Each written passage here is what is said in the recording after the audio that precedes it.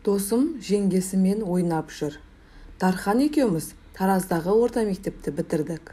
Балабақшадан бері бірге келе жатқан досым екеуміздің жұбымыз бір ерлі жазылған емес. Мектеп бітірген соң педагогикалық институтқа түстік.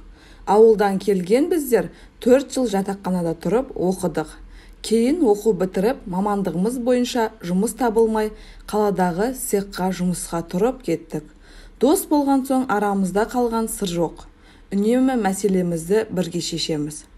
Бірге пәтер жалдап тұрғанымыз бар. Цехқа тұрғаннан кейін көп ұзамай, мен студент кезден жүрген, бізден бір курс төмен оқитын Сәуле есімді қызбен отау тіктім. Мен отбасылы болғаннан кейін Дархан өзінің немере ағасының үйінде тұратын болып шешті.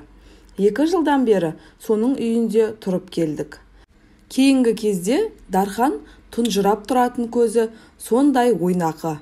Себебін сұрап әзілдесем, жымың-жымың етеді. Оның ағасы болып келетін Сенбек күзетте тәулікпен жұмыс істейді. Бір күн істеп, бір күн демалады. Ақкөңіл ағасы інісін туғанындай жақсы көреді десем артық айтқаным емес. Жеңгесі де мейірімі төгілген, әзілге жақын келіншек. Келіншек дегені болмаса бітімі қыздай. Кеудесінде томпиған төсі еріксіз назар аударады.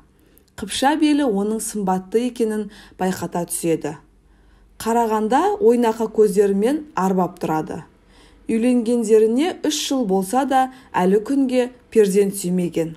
Бір күн жұмыста, бір күн үйде болатын ағасы Сенбектің Дарханмен шаруасы жоқ. Ал жеңгесінің мойнына менің досымның тамақтануы мен кір киімдерін жуып беруі міндеті жүктелген. Досым болған соң мен де дігірлеп қоймаймын. Ол болса ләм-мим деп ештеңе айта қоймады. Бірде дәкең ағынан жарылып сыр бөлісті. Айтуынша ол біраз уақыттан бері жеңгесі Эльмира мен ағасы жоқта ойнас құрады екен. Қалада өскен жеңгесі бұған өзі емеурін білдіріпті. Кейде түн ортасына дейін үйге келмей қоятын қайын інісіне Эля жеңгесі үнемі қағытып тиісе беріпті. Бірде ағасы жоқта киімдерін жуып жатып, қалтаңдағы нәрселерге қарап тұрсам, қыз қырқынның тақымының кептірмесің-ау дегенде, менің досым ұяттан беті қызарып, дуылдап, жерге қарап қиқақтай беріпті. Тағы бірде жеңгесі, жетпегір қай қызды шыңғыртып келдің деп бір тиіспей өтеді. Әрине, ағасы жоқ кезде ғана осылай ойнайды. Ағасы барда әдептен аспайды. Ағасы жоқта реті келген сайын әлдінгідей сөздермен түйреп қытығына тие түсуін қоймайды. Қыз қырқынды құр жібермейтін сері көңіл досым жеңешесінің мұндай қылығынан үркектеп ыңғайсызданады. Сөйтіп жүргенде бірде Дархан ағасы жоқта үйге қызара бөртіп келеді. Түнгі 12-ден аса есікті ашқан жеңешесі әдеттегіше қағыта қарсы алады. Бұл да құр қарап тұрмаса керек. Жеңгенің бір бұты байынікі, бір бұты қайыныкі дегенді бүгіннің жігіттері түсінбей өтетін болды ғой дегенде дәкең шыдамай кетіпті. Сымбатымен жігіттерді өзіне тартып тұратын көрікті жеңешесіне әдептен аттап бірінші рет қол жүгіртеді. Талайдан бері мұндай батылдықты күтіп жүрген Эля Дарханның құшағына құлай кетеді. Сөзбен түйреп жүргенде мына жеңгемнің желігі басылмай жүрау деп ойлаймын да қоя салатынмын. Бұл жолы шыдай алмадым. Аяқ киімімді шешкен бетте жібек халатының бар бітімі көрініп тұрған жеңешемнің белін құшақтай алдым. Оттай жанып тұр екен. Жаймен өзіме тартсам, жымың қағып құшағыма кіріп барады. Шыдап тұрамын да, құмарлығым артып, ерніне сүлікше жабыстым. Деді дәкең шынын айтқанда. Менің де оның жеңгесіне ойым кетіп қалғандай болды. Сүйісіп тұрып, тәртіпсіз қолым оның белінен төмен түсіп, дөңгеленіп тұратын жұп-жұмсақ жамбасын умаждап жатты. Ол болса маған тығыла түсіп, осы сәттің әрі қарай жалғасуын қалай түскенін білдірді. Еппен аймалап, жібек қалатын үстінен сусыта түсіріп, төс тартқышын ағытқаннан күйі төсекке қарай әкеттім. Ып-ыстық ернімен өртеп жіберді. Шынымды айтайын, мұндай аймаласу бұрынғы қыздарымен еш қашан болған емес. Мойыннан аймалап, алмадай тырсиған қос анарынан ауыз салып, үрпісіне ернім тигенде жеңешем ләззаттан балқып жатты. Сірә, мұндай аймалау ағамның тарапынан болмаған сияқты. Ұзақ аймаласу үстінде оның сүйректей саусақтары мойнымнан төмен қарай арқамды тұтас қысқылай сипалап қозып жатты.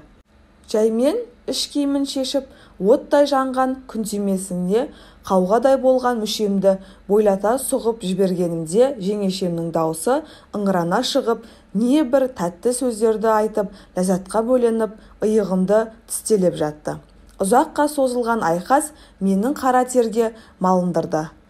Белімнің босайтынын сәтте ол мені өзінен айырған жоқ, деп Дархан өзін ғана емес, мені де ынтықтыра түсті.